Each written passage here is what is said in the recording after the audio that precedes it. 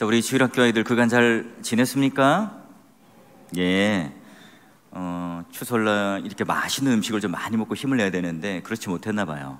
여러분, 우리 예전에 어른들은요 꼭 하시는 말씀이 있었습니다. 자, 우리 평소에 못 먹던 음식을 많이 먹으니까 너무 많이 먹고 추석에 배탈 안 된다.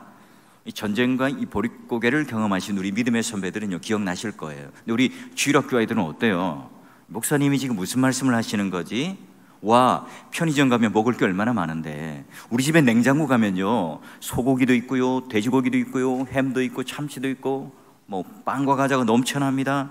자, 여러분, 그런 어떤 삶 속에 살아가는 우리 아이들은요 지금 제가 이제 하는 말이 무슨 말인지 몰라요. 자, 여러분, 우리 곳곳에 우리가 이 풍성한 것, 맛있는 것, 새로운 것들이 많은 이 시대에, 그리고 어때요? 예전에 비하면 우리는 너무나 풍요로운 삶을 살아갑니다. 그럼에도 불구하고 여러분, 늘 우리는 만족이 됩니까?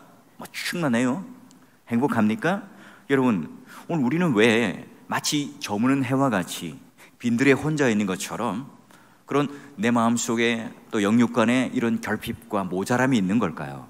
오늘 말씀에요 결론에 뭐가 이렇게 나옵니까? 마지막에 다 배불리 먹고 남은 떡과 조각, 이 물고기 12마리를 먹었는데 바구니에 차서 가득 거두었더라. 이 먹은 사람이 남자가 5,000명이었더라. 이렇게 여러분 이야기의 결말을 맺습니다. 와, 어떻게 여러분, 아무것도 없는 이 빈들에서 먹고 배부르고 남음이 있는, 충만이 있는 행복한 그런 삶으로 마무리가 될 수 있을까요? 그 비결, 그 답이 무엇인지 한번 보려고 하는데요. 여러분, 이 오병이어의 이 기적 이야기는 너무나 익숙한 이야기예요. 마태, 마가, 누가, 요한 이 사복음서에 다 나옵니다. 그러니까 예수님의 부활 사건과 이 오병이어의 기적만 딱 이 사복음서에 다 나와요. 그만큼 여러분 유명한 이야기고 중요한 이야기예요. 우리에게 너무나 익숙한 이야기이기 때문에 몇 가지 오해가 있을 수 있죠. 첫 번째 오해가 뭐냐? 인물을 중심으로 보는 거예요. 자, 우리 한 아이가 모든 것을 다 바쳐서 이 도시락을 다 바쳤다는 이 헌신에 초점을 맞춥니다. 자, 그래서 여러분, 이 소년을 좀 보십시오. 그가 가지고 있었던 모든 그런 전 재산, 도시락을 다 바쳤습니다.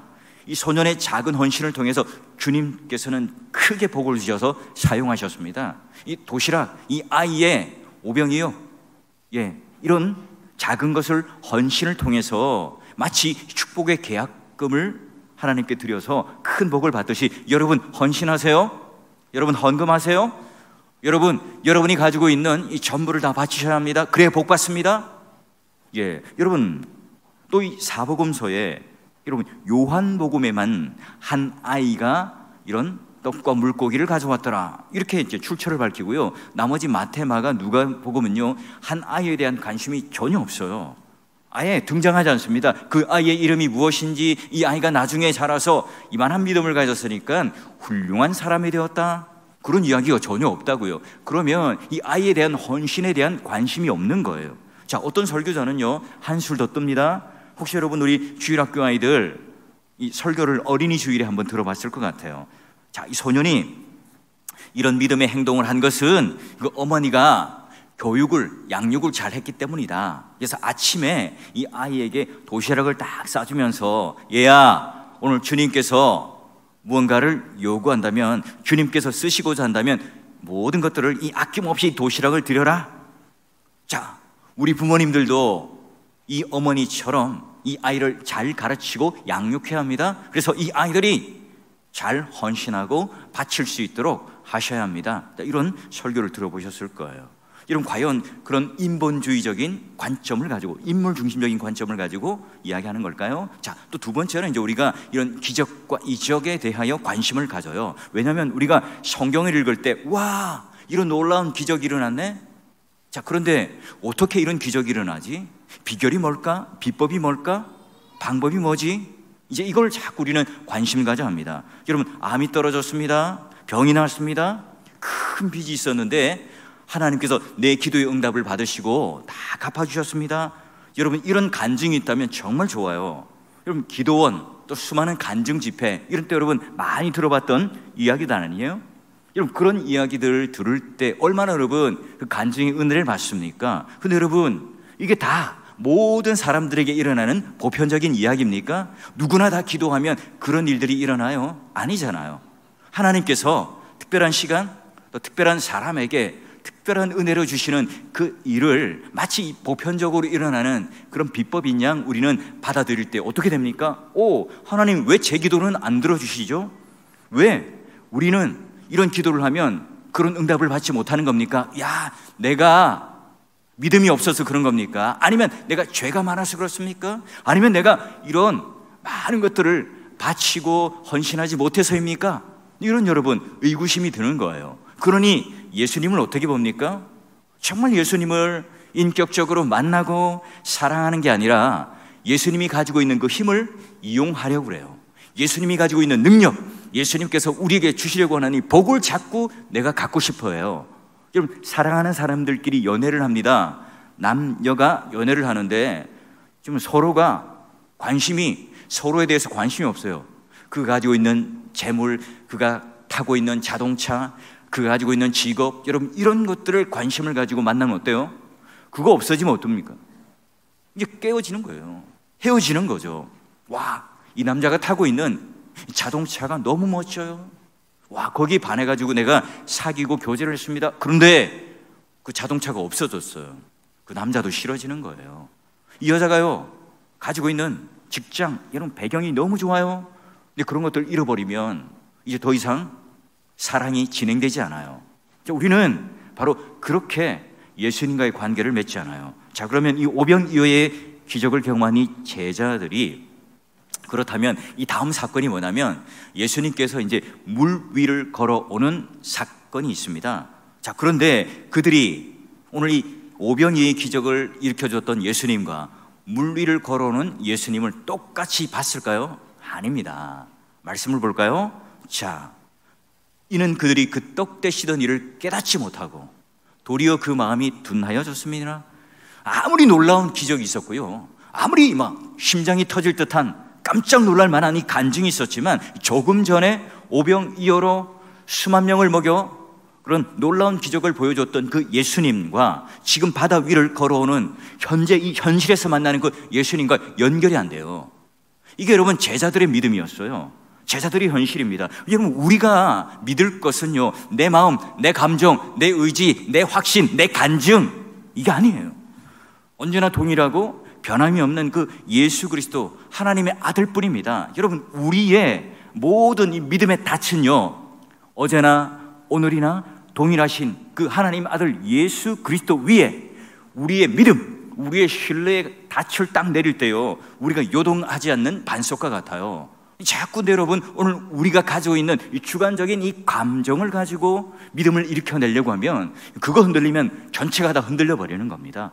그러면 여러분, 성경에서 기적, 이런 놀라운 이적의 사건들, 간증의 이야기들이 왜 등장할까요?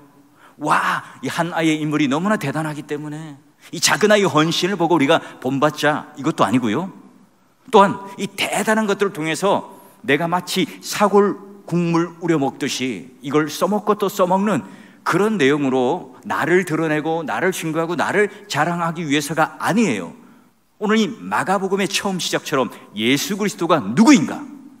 그분은 과연 누구인가? 예수 그리스도께서 오늘 우리 인생 가운데 찾아오신 그분은 과연 어떤 분이신가? 그걸 지금 가르쳐요. 그래서 여러분, 언제나 성경에서 말하는 이적은요, 사인, 표적이에요. 바로 무언가를 가르치기 위한 어떤 하나의 지시등, 지시판, 바로 오늘 우리들에게 알려주는 알림판이 바로 기적이고 표적입니다. 그걸 붙들고 여러분 우상으로 삼거나 그것이 오늘 내 믿음의 실력으로 삼으면요, 우리의 신앙은 속절없이 무너져 버려요. 자, 그러면 이제 예수님께서 오늘 우리들에게 보여주시는 이 놀라운 기적을 통하여 그럼 그분이 누구이신지를 어떻게 드러내는지 말씀 안으로 한번 들어가 보면요, 제자들은요, 상기된 얼굴로 예수님 앞에 나와서 선교복을 합니다. 예수님, 예수님, 예수님 이름으로 천국이 가까웠으니까 회개하라 했더니요, 사람들이, 무리들이요, 아멘 하고 화답하고 예수 그리스도를 영접하더이다. 그리고요, 예수 이름으로 병이 낫기를 기도했더니요, 깨끗이 병을 낫고요, 또 귀신이 다 쫓겨나가던데요, 자, 이때 예수님께서는 흡족한 미소를 지으면서 제자들에게 위로와 배려의 말씀을 합니다. 마치 저에게 하는 말씀처럼 들렸는데요, 그 주님의 음성처럼 들렸는데요. 그랬구나. 어떻게 너희들이 밥 먹을 겨를도 없이 그렇게 바빴느냐? 그래, 열심히 선교를 했구나. 이제 좀 한적한 곳에 가서 쉬고 맛있는 음식을 좀 먹자꾸나. 저는 이 말 한마디에 눈물이 필 돌 정도로 은혜를 받았어요. 여러분, 만약 예수님께서 일 중독자였다면, 야, 너희들 얼굴이 왜 이렇게 피곤해 보여? 너희들 왜 이렇게 축 처져 있어? 너 나보다 일 많이 했어? 나보다 더 열심히 했어? 나보다 더 피곤해? 나보다 더 많은 일을 해서 지금 이렇게 힘든 거야? 가서 일을 좀 더 해 라고 했겠죠. 여러분의 삶은 어떻습니까? 우리 학생들 어때요? 우리 인생을 살아가면서 여러분, 이 내신 등급을 올리고 성적을 내기 위해서 열심히 우리는 공부를 합니다. 여러분, 학원 몇 개 다녀요? 한 주에? 자, 많이 다니고 있다고 그래요. 그 학원을 많이 다니면서 지금 내가 계속해서 남들보다 더 공부를 잘하고 등수를 올리기 위해서 열심히 하잖아요. 우리 가장들 어떻습니까? 이 직장 생활하는 것 자존심 구기고 또 마음이 힘들 때가 많잖아요. 사표를 딱 쓰고 사직서를 쓰고 가슴팍 한가운데 넣지만 선뜻 내지 못해요. 가정을 건사해야 되잖아요. 우리 집안에 있는 아내, 우리 자녀들을 키워야 되니까요. 그런 여러분, 우리 또 교회는 또 농사 짓는 분들이 아직까지 있잖아요. 이 땡볕에 여러분 얼마나 고생하고 힘들게 농사를 짓고 고생합니까? 여러분, 오늘 이 주님의 음성을 들으시고요, 이 힘과 충전을 꼭 하셔야 합니다. 우리가요, 너무 일에 함몰되고 우리가 너무 이 일에 집중되어서 가면요, 오히려 예수님을 잊어버리고 마치 함몰 웅덩이처럼 쑥 하고 싱크홀처럼 푹 하고 우리 인생 가운데 꺼질 때가 있는 거예요. 자, 그럼 예수님께서 이 제자들과 함께 배를 타고 갈릴리 건너편에 딱 가는데요, 제대로 쉴 수 있었을까요? 아닙니다. 예수님과 제자들이요, 배에서 딱 내리려는 그 순간에 눈이 동그랗게 커졌어요. 동공이 확장되어 버렸습니다. 예수님과 이 제자들이 누구인지를 알아보고요, 이 배보다 더 빠른 걸음으로 그들이 쉬고 자는 이 한적한 곳에 수많은 사람들이 모인 거예요. 이 BTS보다 더 유명한, 더 많은 사람들, 이 팬덤이 되어서요, 마치 많은 무리들이 지금 이 한적한 곳에 와서 기다리고 있어요. 여러분, 이 들판에 가득 찬 사람들, 정말 눈치 없고 예의 없는 사람들 아닙니까? 지금 예수님과 제자들이 한적한 곳에 왜 가요? 쉬러 가는 거잖아요. 그런데 지금 많은 사람들이 그들을 다시 보겠다고 몰려들었습니다. 자, 그만큼 그 사람들의 인생이 고달파요. 그 사람들의 목자 잃은 양처럼 무언가 이 세상에 갈급한 것들을 찾고자 하는 반증 아닐까요? 여러분, 예수님과 제자들이 실제로 쉴 시간은 이 배를 타고 가는 잠깐 동안이었어요. 그 시간이 전부였죠. 예수님께서는 매일매일 정말 살인적인 스케줄을 소화해내셔야 했었어요. 그 여러분, 반드시 내일 일을 위해서 재충전, 쉼, 좀 이렇게 하나님 앞에 안식을 누려야 돼요. 게다가 여러분, 낮에는 어떤 일이 있었는지 아세요? 헤롯 왕궁에 잔치가 벌어졌는데 그 잔치 중에 자기 사촌 세례 요한이 참수를 당해서 죽었다는 소식을 들어요. 여러분, 이 마음도 지금 편치 않는 비통한 마음을 가지고 있죠. 여러분, 저도 가끔씩 이런 경험을 할 때가 있습니다. 이 사역과 일이요, 너무너무 많아서 피곤할 때가 있죠. 게다가 뭔가 내가 몰두하고 또 집중해서 설교를 한다든지 뭔가 내가 글을 쓴다든지 하게 되면요, 굉장히 집중력을 가지고 좀 해야 할 때가 있어요. 그거 좀 쉬고 싶을 때가 있겠죠. 근데 여러분, 그때 예고 없이 찾아오는 손님이 있다면요, 당황스러워요. 어떨 때는 좀 마음이 힘들기도 합니다. 그럴 때마다 저는 이 본문에서 등장하는 예수님을 떠올려요. 주님의 모습을 떠올립니다. 여러분, 예수님이라면 이 상황을 어떻게 받아들이셨을까요? 사랑이 많은, 아니요, 사랑 그 자체이신 예수님께서는 지금 운집해 있는 이 2만 명의 무리들을 어떻게 대하고 있을까요? 여러분, 휴식 시간조차도 용납하지 않는 이 무리들을 향해서 화를 내거나 역정을 내거나 또 그들을 향하여 지적하는 게 아닙니다. 여러분, 예수님의 눈에는 그들이 어떻게 비춰졌는지 말씀을 한번 볼까요? 자, 먼저 여러분, 예수님께서 그들을 바라보는데 큰 무리를 보시고 목자 없는 양 같음으로 인하여 불쌍히 여겨요. 무슨 말이냐? 예수 그리스도께서는 오늘날 우리들에게 그 모든 것을 공감하고 동감하시는 그런 연약한 육체를 가진 인성을 가진 그분으로 참된 목자로 이 땅 가운데 오셨다는 거죠. 예수님 눈에는 그렁그렁 눈물이 고여 있습니다. 목자 없는 양같이 불쌍히 여기고 내장이 끊어지는 듯한 이 아픔을 가지고 그들과 함께 아픔을 느끼셨어요. 밀려왔던 이 군중들은요, 예의 없는 사람들이 아니에요.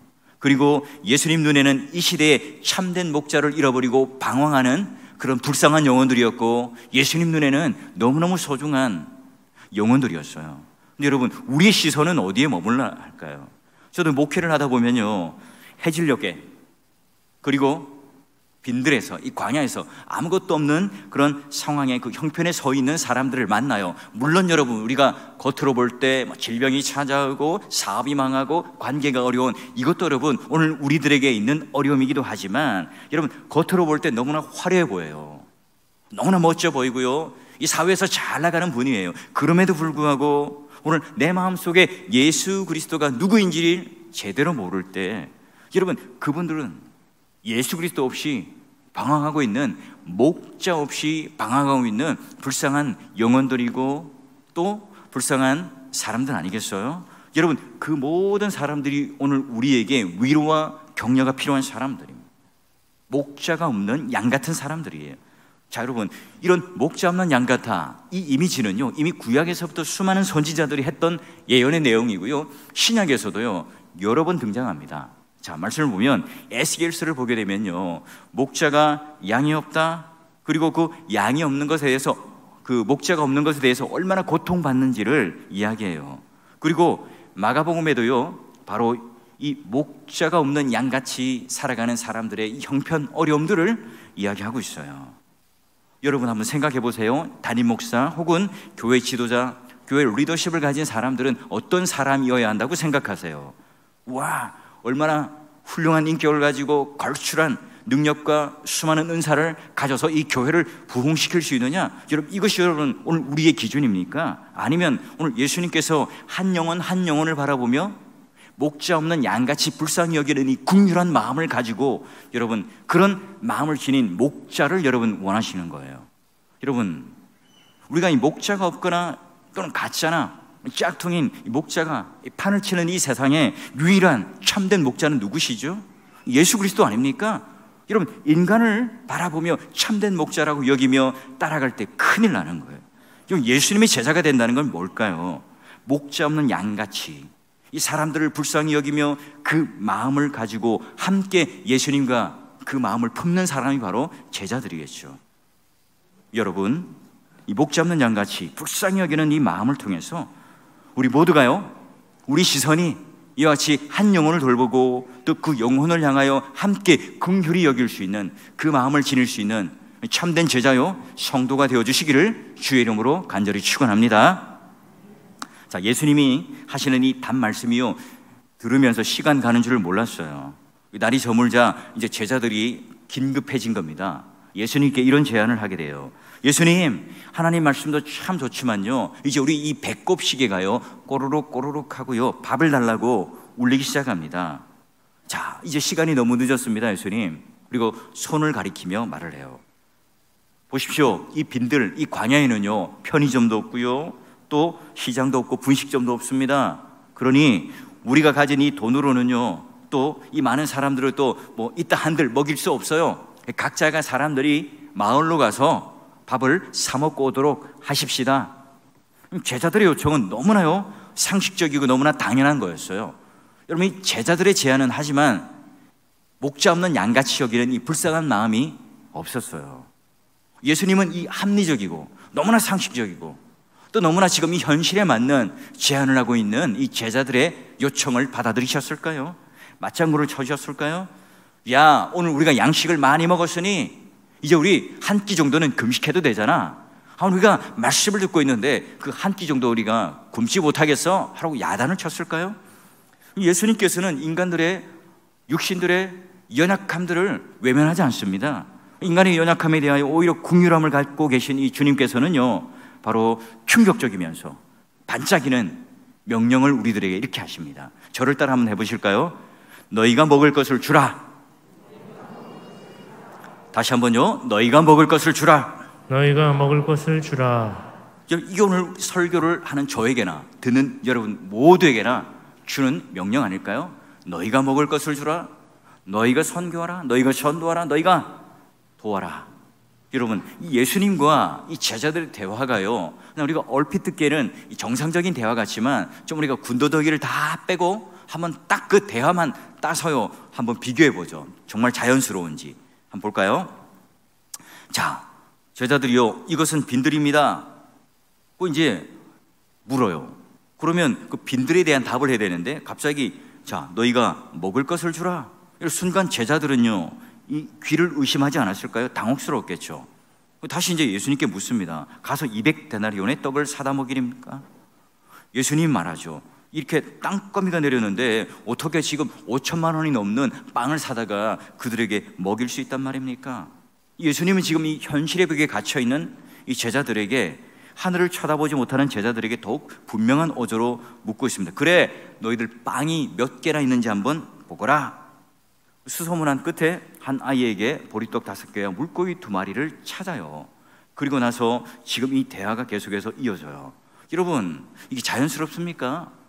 어찌 보면요 동문서답을 하고 있죠. 그래요? 예수님은 왜 그러면 너희가 먹을 것을 주라? 너희가 가지고 있는 먹을 것이 무엇이 있느냐? 떡이 몇 개 있느냐? 여러분, 실현 불가능한 이 일을 명령하신 이유가 뭘까요?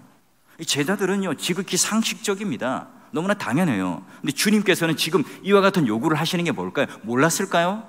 제자들을 정말 당혹시키고 부끄러움을 주고 수치를 주기 위해서 그럴까요? 아니에요. 주님께서는 지금 이 문제를 그냥 피상적으로만, 겉으로만 이해하고 있는 이 제자들에게 지금 이 문제 안으로 그 답을 해결할 수 있는 주인공으로 우리들을 초청하고 있어요. 제자들을 초청하고 있습니다. 자, 제자들과 무리들의 시선이 이제 드디어 예수님이 딱 손에 들고 있는 떡 5개와 물고기 2마리에 시선이 딱 집중됩니다. 예수님께서 어떻게 하시죠? 두 번째, 예수님의 그 놀라운 행동. 예수님께서 축사하시고 떼어 주어 그리고 나누어 주시는, 그래서 여러분 가지시고 축사하시고 떼어 주시고 주시는 이 4가지 행동이요 굉장히 중요한 하나의 어떤 퍼포먼스예요.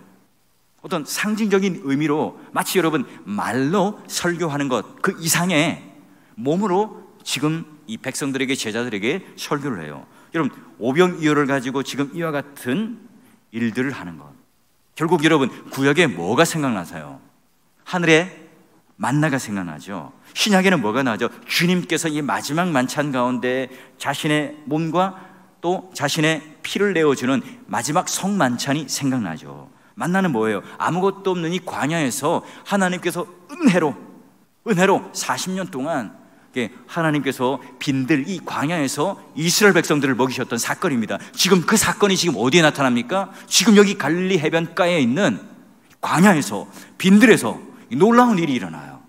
게다가 오늘 예수님께서 떡을 떼어주시고 물고기를 나누어 주는 이 모습 속에서 이제 자신을 온전히 십자가에 다 내어주어서 이 세상에 있는 사람들은 자기가 가지고 있는 것을 주지만 온전히 자신을 내어주는 대속의 죽음, 십자가의 죽음을 그들에게 상징적으로 보여줘요.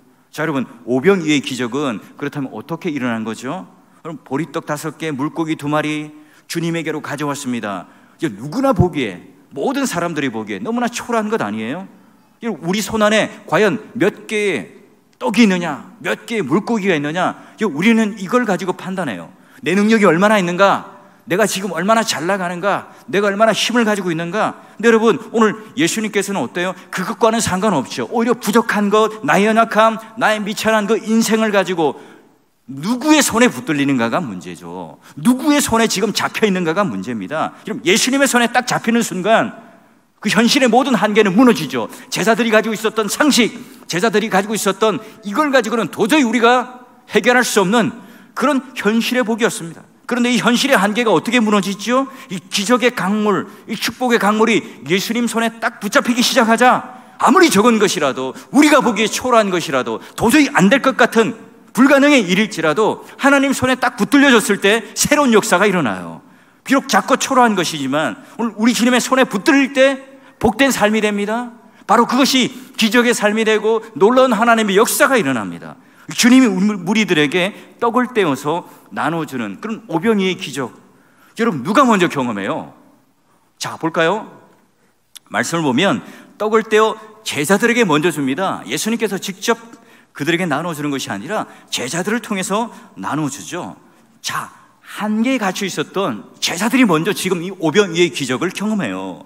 그 제자는 뭐예요? 단순하게 예수를 쫓아다니는 그런 무리가 아닙니다. 예수님을 따라가는 제자라고 하면 먼저 예수 그리스도를 먹고 누리고 마시고 경험하고 인격적으로 만나 아는 사람이죠. 이제 그걸 가지고 다른 사람을 먹이는 사람이 제자입니다.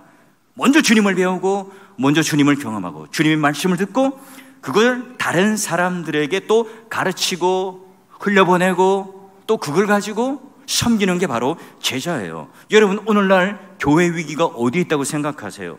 이 제자들이 먼저 경험한 것처럼 내가 하나님 앞에 그 은혜를 누리며 살아가는 존재입니까? 내가 먼저 이 가정이 변화되고 내가 먼저 하나님께 받은 그 은혜를 통해서 모난 나의 인격, 나의 심령, 나의 불평과 원망이 가득했던 내 입술이 변화되는 그 놀라운 경험을 가지고 있습니까? 우리 학생들, 내가 예수 그리스도를 믿었더니 인격적인 그런 하나님을 만났더니 예전에는 누군가가 공부하라고 그렇게 잔소리를 해야만 겨우겨우 공부했지만 내 인생의 목적이 달라져요. 내 인생의 목적이 이제 생겼습니다. 그러니 여러분, 오늘 내가 하나님 앞에 이제 열심히 학생의 본분을 가지고 즐겁게 행복하게 공부를 하게 되는 그런 역사가 일어나고 있습니까?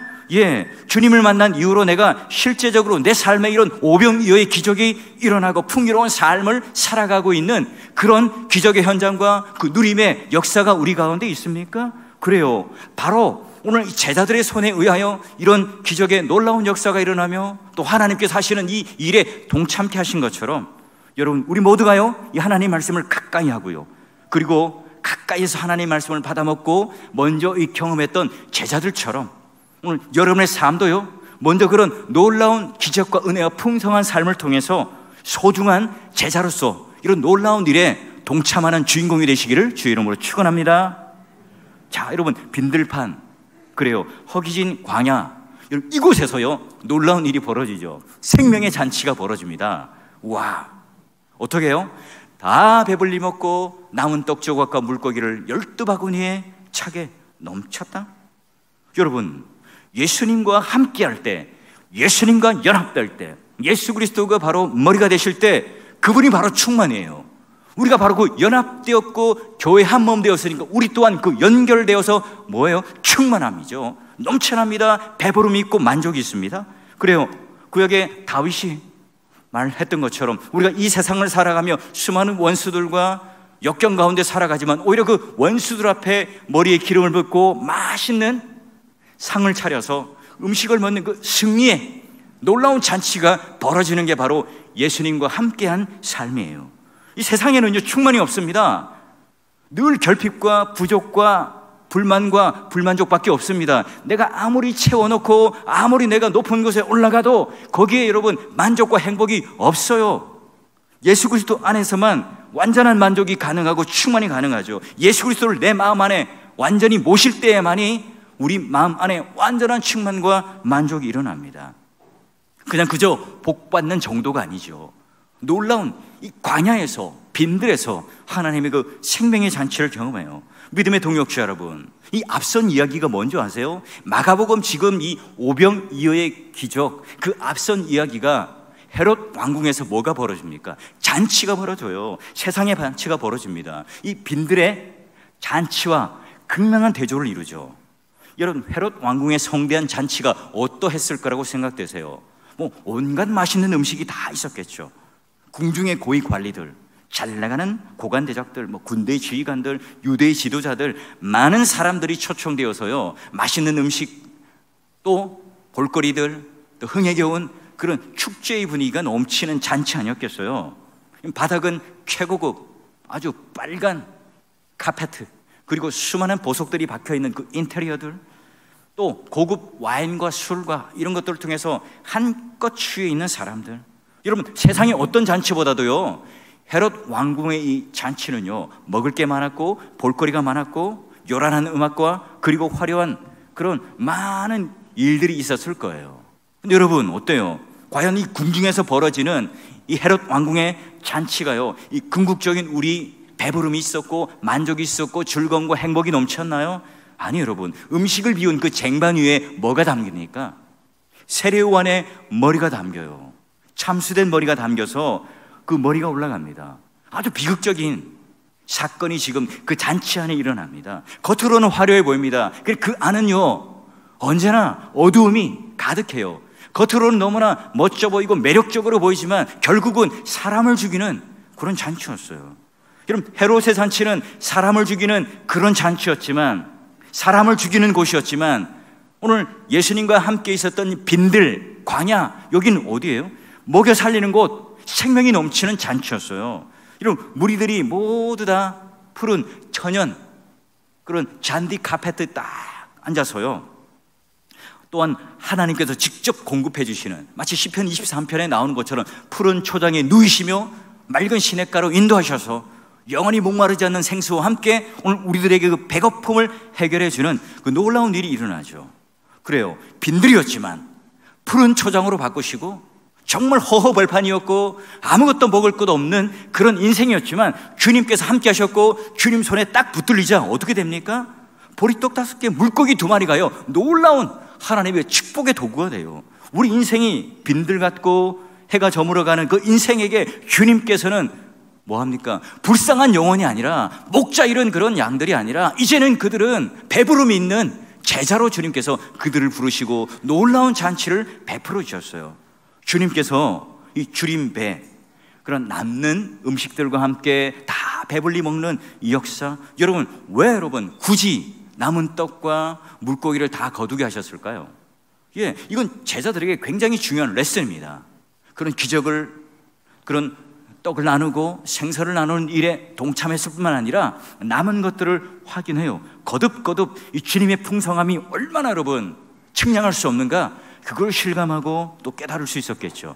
여러분, 주님께서는 지금 2만 명이 넘는 그 많은 군중들이 모여있는 그 가운데 떡과 이 물고기를 나눠주고요, 그러나 그것이 남는, 풍성하게 남음이 있는 그 놀라운 사실들을 머릿속에 지워지지 않는 이 기억으로 딱 새겨주신 거예요. 여러분, 예수 그리스도께서 이 땅에 오신 목적이 무엇인가? 오병이의 기적을 일으키시는 분은 과연 누구이신가? 그냥 그저 기적을 행하는 것에 우리의 관심이 있는 게 아니라 그걸 통해서 지금 무언가를 가르쳐주고 싶어 하는 거죠. 그래, 여기 있는 너희들은 목자 이런 양같이 불쌍한 존재였지만 내가 바로 그 참된 목자야. 내가 바로 너희들을 살릴 생명의 그런 놀라운 풍성함을 가지고 있는 주인이란다. 그리고 자신에게 있는 것, 조그만 것을 나누어 주는 것이 아니라 자신의 전부를 다 내어주어서 너희들의 배고픔을 해결하고 너희의 허기짐과 목마름을 해결할 인생의 주인이란다. 이걸 지금 이 기적을 통해서 그들에게 분명하게 보여줍니다.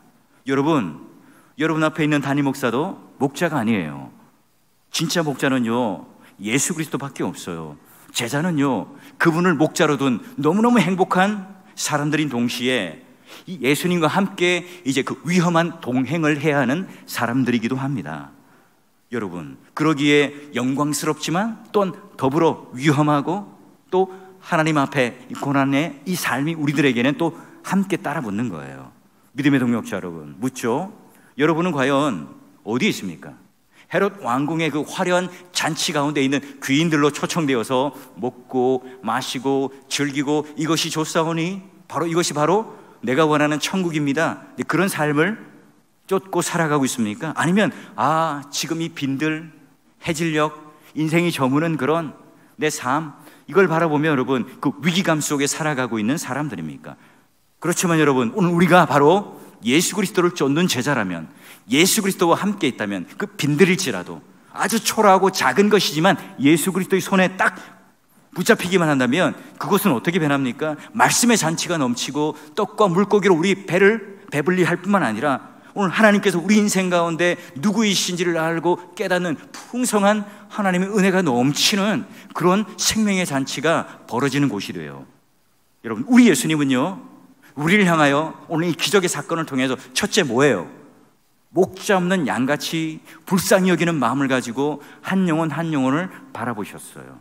두 번째, 오늘 우리 눈에는 보잘것없는 떡과 물고기이지만 예수님 손에 딱 붙잡혔을 때 오늘 하나님께서는 놀랄만한 충만한 은혜로 오늘 우리들에게 풍성한 은혜로 채워주시고 붙들어 주세요.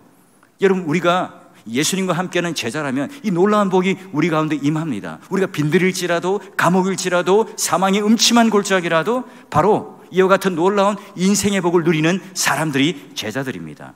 자기 만족, 내 배부름, 내 행복 여기로 끝 하는 것이 아니라 자기 만족을 넘어서 목자의 심정으로 너희도 먹을 것을 주라, 이래 지금 우리의 동참하기를 원하고 초청하세요.